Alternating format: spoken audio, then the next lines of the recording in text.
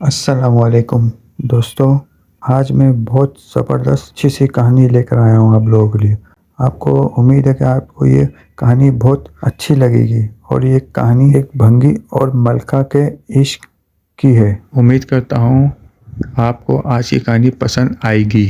ایک بھنگی اور ملکہ کا پیار کا قصہ۔ بادشاہ کے محل میں صفائی کرتے جب ایک بھنگی کی نظر ملکہ پہ پڑی تو وہ پہلی نظر میں اس پر فدا ہو گیا، لیکن اپنی حیثیت اور ملکہ کی حیثیت میں فرق دیکھا تو سر جھکائے وہاں سے چلا گیا۔ وہ پھر دل تھا جو ایک ملاقات کی حسرت میں تڑپتا رہا۔ عشق کی بیماری نے جسمانی بیماری کا روپ لیا اور وہ بستر پر پڑ گیا۔ بھنگی کی بیوی بھی اس ساری حالت سے واقف تھی۔ بھنگی کی خراب حالت کی بنا پر اس بیوی اس کی جگہ کام پہ لگ گئی۔ کئی دن تک جب بھنگی ملکہ کو وہاں نظر نہ آیا تو اس نے اس کی بیوی سے دریافت کیا۔ بھنگی کی بیوی یہ سوچ کر گھبرا گئی کہ ملکہ کو اصل بات بتا دی تو نہ جانے کیا حال ہو ہمارا، لیکن ملکہ نے اس کی گھبراہٹ جانچ کر اسے اعتماد میں لیا اور حقیقت پوچھی۔ بھنگی کی بیوی نے وہ ساری صورتحال ملکہ کی گوش گزار کر دی۔ تب ملکہ نے اسے کہا کہ اس سے ملاقات کا یہی ایک راستہ ہے، تم اپنے شوہر سے جا کے کہہ دو کل وہ شہر سے باہر کسی راستے پر بیٹھ جائے اور بس اللہ اللہ کرتا رہے، نہ تو کسی سے بات کرے اور نہ ہی کسی کا دیا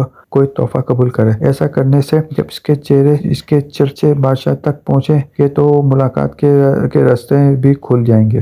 ملکہ کا پیغام سنتا ہی بھنگی کی جان میں جان آئی اور وہ گدھاؤں کا بھینس بدل کے ایک راستے پہ جا کے بیٹھ گیا اور اللہ اللہ کے ورد شروع کر دیا۔ آنے جانے والے اس متاثر ہوتے اور نظر آنے ہاتھ لاتے، لیکن وہ نہ سر اٹھا کے کسی کو دیکھتا نہ کسی چیز کا حال لگاتا۔ کرتے کرتے خبر بادشاہ تک پہنچی اور اس نے وزیر کو بھیجا اور دریافت کرو کہ کون ہے اور وہ اس کی صحت کس حد تک ہے۔ وزیر نے واپس جا کر بادشاہ سے اس کی بہت تعریف کی۔ بادشاہ فیض پانے کی غرض سے خود چل کر اس کے پاس گیا۔ جب ہر طرف اس کے چرچے ہونے لگے تو ملکہ نے بادشاہ سے اس نیک انسان کی زیارت کی خواہش ظاہر کی۔ بادشاہ نے اجازت دی۔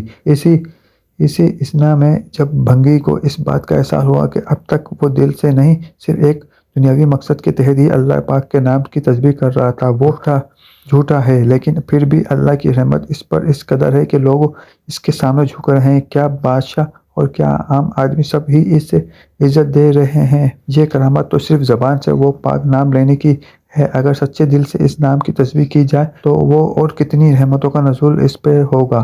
جب ملکہ اس کے پاس پہنچی تو اس نے سر اٹھا کے اس کی طرف نہ دیکھا اور وہ مطمئن ہوئی کہ کوئی آج اس کی جگہ سے اللہ کے قریب ہو گیا اور وہ روتی ہوئی واپس اپنے محل چلی گئی۔ بے شک اس پاک ذات کا ذکر اپنے آپ میں ایک رحمت ہے۔